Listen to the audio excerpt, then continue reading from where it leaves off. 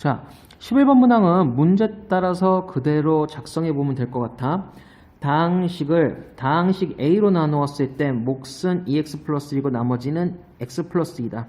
보기 편하게 다항식 2x 세제곱 플러스 3x제곱 플러스 1을 다항식 A로 나누었을 때 몫은 2x 플러스 1이고 나머지는 x 플러스 2라고 되어 있습니다. 그럼 우리가 알고 있는 식으로 표현해보면 2x 세제곱 플러스 3x제곱 플러스 1은 a 곱하기 2x 플러스 1 플러스 x 플러스 2가 돼요. 푸는 걸 보니까 x 플러스 2를 계산을 안 해주는 친구들이 꽤 있더라고. 그러면 a 곱하기 2x 플러스 1이라는 식은 좌변으로 이항시켜주면 2x 세제곱 플러스 3x제곱 x가 마이너스로 바뀌고 2가 마이너스로 바뀌니까 마이너스 1이 되겠죠. a를 구하고 싶어요. 그럼 a는요. 어떻게 구할 수 있어요? 2x 세제곱 플러스 3x제곱 마이너스 x 마이너스 1 나누기 2x 플러스 1로 구할 수 있겠죠. 자, 나눗셈 한 번만 해주면 될 것 같아요. 어떻게? 2x 세제곱 플러스 3x제곱 마이너스 x 마이너스 1 2x 플러스 1을요. x 세제곱 2 곱하기 x 세제곱을 없애고 싶습니다. 그러니까 x 제곱을 곱해주시면 되고요. 그럼 2x 세제곱 플러스 x 제곱이 될 거고요. 빼시면 2x 제곱 마이너스 x 마이너스 1이 될 거고요. 2x 제곱을 또 없애고 싶어요. 그러면 우리는 x를 곱해주면 2x 제곱 플러스 x가 되겠죠. 빼주시면요. 마이너스 2x 마이너스 1이 될 거고요. 마찬가지입니다. x를 없애주고 싶어요. 그럴 것 같더니 뭐만 집어넣는데 마이너스 1을 집어넣으시면 마이너스 2x 마이너스 1이 될 거고 나머지 값이 깔끔하게 떨어지겠죠. 따라서 a라는 다항식은 뭐가 되냐면 x제곱 플러스 x 마이너스 1이 되겠죠. 예, 이렇게 구하시면 될 것 같습니다. 자, 12번 문항은 어떻게 전개해야지 좀 더 편한지에 대한 물음을 던져주는 문항이고요. 자, 1번 문항을 봤을 때 이걸 전개하세요 라고 되어 있어요. 자, 전개하려고 봤더니 x제곱 플러스 1, x제곱 플러스 1이 공통으로 포함되어 있네요. 다시 써보면 얘를 x제곱 플러스 1 플러스 x 곱하기 x제곱 플러스 1 마이너스 x로 쓸 수 있고요. 자, x제곱 플러스 1을 뭘로 우리가 편한 문자로 치환해보면 a라는 문자가 x제곱 플러스 1이다 라고 표현해보면 a 플러스 x, a 마이너스 x가 되는 걸 알 수 있습니다. 자, 그러면 합차 공식에 의해 a제곱 마이너스 x제곱이 될 거고요. 자, a제곱을 계산하고 싶어요. a는 뭔데요? 1 플러스 x제곱이래요. 그러면 1 플러스 x제곱의 전체 제곱 마이너스 x제곱만 계산해주면 될 것 같고 계산하기를 x 4제곱 플러스 2x제곱 플러스 1 마이너스 x제곱이 되고 x 4제곱 플러스 x제곱 플러스 1이라는 값을 얻을 수 있을 거예요. 만약에 어떤 식을 전개할 때 치환할 수 있는 부분이 있다면 역시 치환하고 들어가는 게 치환 바꿔주고 들어가는 게 훨씬 더 계산량을 줄여줄 수 있다는 사실을 알 수 있을 거예요.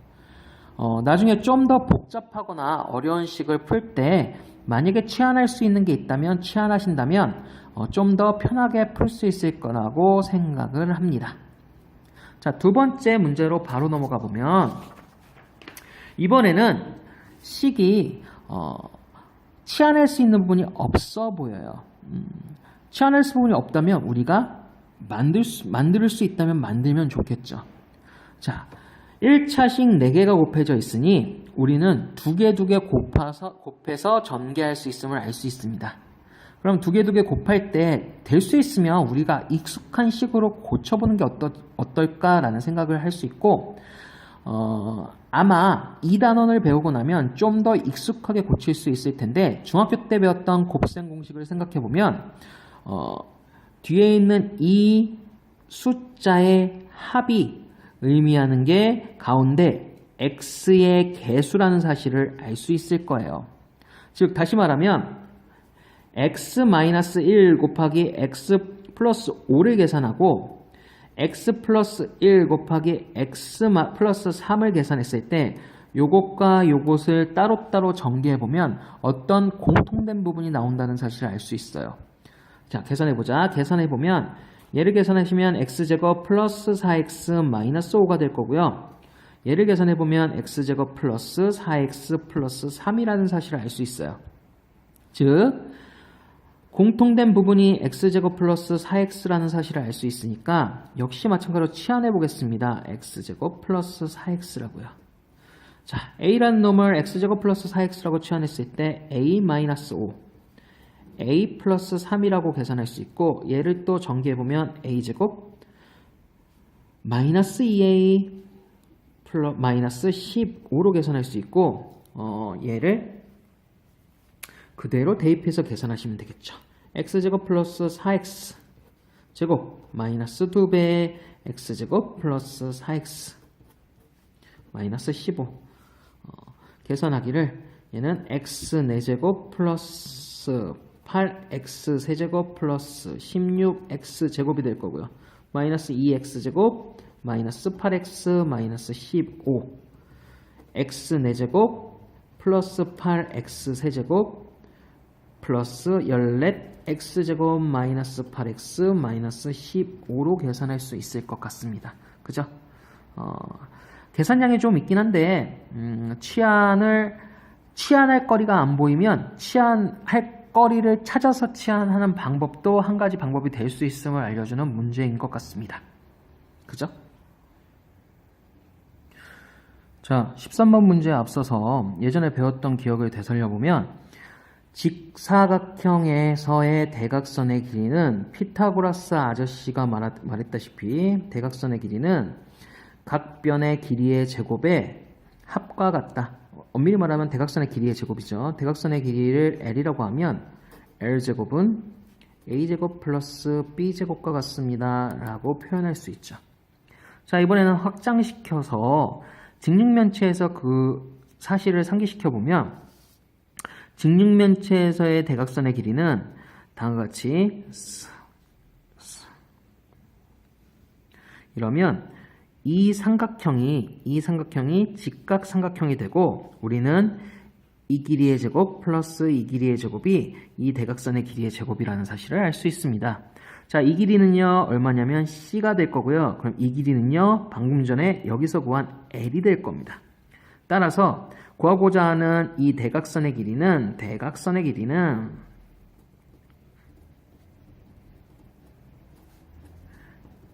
L의 제곱 플러스 C의 제곱이 될 거고요. L의 제곱을 아까 A제곱 플러스 B제곱이라고 했으니 A제곱 플러스 B제곱 플러스 C제곱이라고 구할 수 있다는 사실을 알 수 있습니다.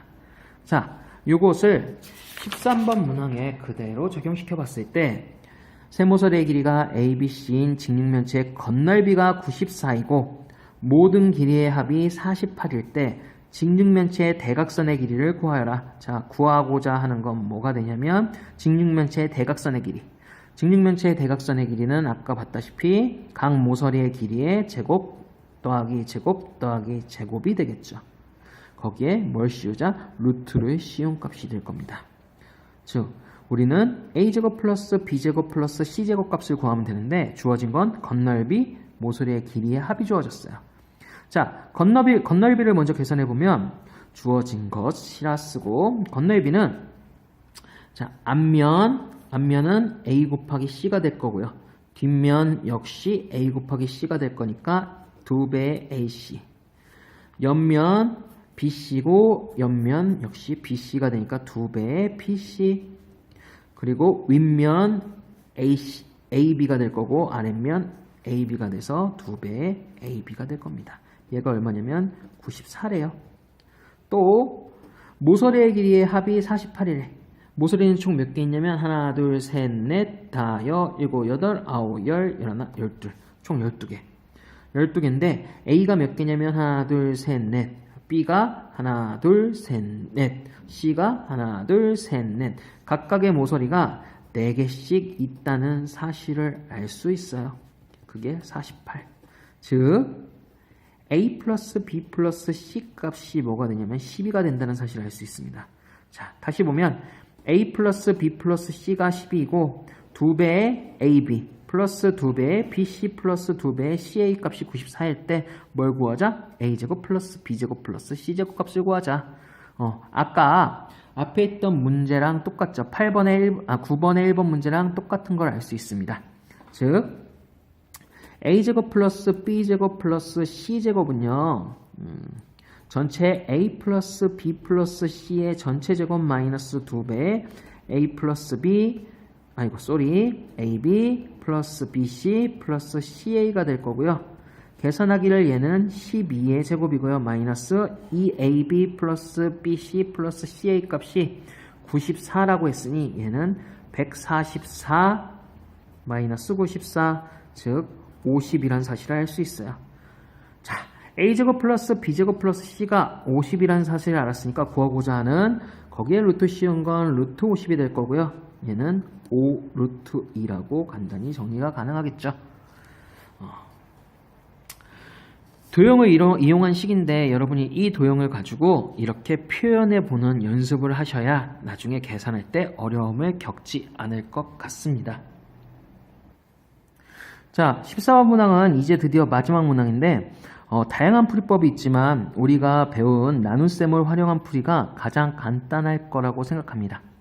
자, 주어진 x 4제곱 마이너스 3x 세제곱 마이너스 8x제곱 플러스 x 플러스 10이라는 요 식을 x제곱 플러스 x 마이너스 1은 0이라는 요 조건을 활용해서 풀기 위해서는 만약에 얘가 x제곱 플러스 x 마이너스 1 곱하기 어떤 꼴로 표현된다면 값은 얼마가 돼? 0이 될 테지만 이런 꼴 플러스 세모꼴로 나타낸다면 이 값은 0이 될 것이고 남는 건 세모만 남겠죠. 이걸 어디서 봤나 했더니 동그라미 대신에 선생님이 Q라 쓰고 세모 대신에 선생님이 R이라고 쓰면 나눗셈에서 봤던 식이 된다는 사실을 알 수 있죠. 즉 다시 말하면 x 4제곱 마이너스 3x 세제곱 마이너스 8x제곱 플러스 x 플러스 10을 뭘로 나누자? x제곱 플러스 x 마이너스 1로 나누시면 됩니다. 자, 나눗셈은 얘를 먼저 없애야 되니까 얼마를? x제곱을 곱하시면 되고요. x 4제곱 플러스 x 세제곱 마이너스 x제곱 빼주시면 마이너스 4x 세제곱 플러스 마이너스 7x제곱 플러스 x 플러스 10입니다. 마찬가지로 마이너스 4x를 곱하시면 마이너스 4x 세제곱 마이너스 4x제곱 플러스 4x가 될 것이고 빼주시면 마이너스 3x제곱 마이너스 3x 플러스 10 역시 마찬가지로 몇 배? 3배 마이너스 3을 곱해주시면 마이너스 3 x제곱 마이너스 3x 플러스 3이 되는 사실을 알 수 있고 계산하니까 7로 깔끔하게 떨어지네요. 즉, 요 나눗셈을 위와 같은 식으로 표현해보면 구하고자 하는 4x 4제곱 마이너스 3x 세제곱 마이너스 8x제곱 플러스 x 플러스 10이라는 요 식은 x제곱 플러스 x 마이너스 1 곱하기 x제곱 마이너스 4x 마이너스 3 플러스 7이라고 고칠 수 있겠죠. 근데 이 값이 0이라 했으므로 0 곱하기 어떤 식은 어차피 제로가 돼버리니 결과적으로 이 값은 뭐가 될 수밖에 없냐면 7이 될 수밖에 없고 이것 값은 7이구나 라는 사실을 알 수 있죠. 만약에 나머지가 1차식이 된다면 역시 나머지 값도 1차식이 되는데 값을 구하라고 했으니까 그런 문제는 나오진 않을 것 같아요. 여기까지가 중단원 마무리 평가 문제였고요. 이것으로 해설을 마치도록 하겠습니다.